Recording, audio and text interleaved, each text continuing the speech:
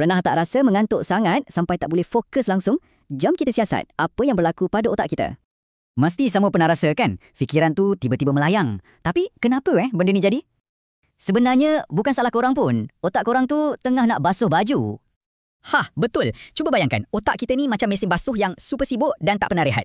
Bila kita berfikir dan belajar, otak kita akan hasilkan sampah atau sisa kotoran. Kalau sampah ni banyak sangat, ia tak elok untuk sel otak kita. Bahaya tau.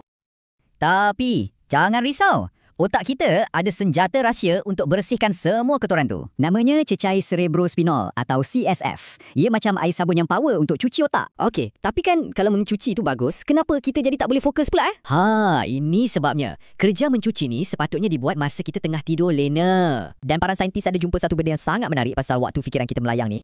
Rupa-rupanya kita hilang fokus 2 saat je sebelum cecair pembersih tu datang. Maksudnya, proses mencuci itu sendiri yang buat kita terganggu. Macam mesin basuh tengah bising. Jadi, bila kita letih, otak terpaksa buat cucian kecemasan masa kita masih berjaga. Sebab tu penting bagi otak kita mencuci waktu malam. Barulah esoknya rasa segar. Nak kekal fokus masa belajar dan main, kena bagi otak masa untuk mencuci waktu malam.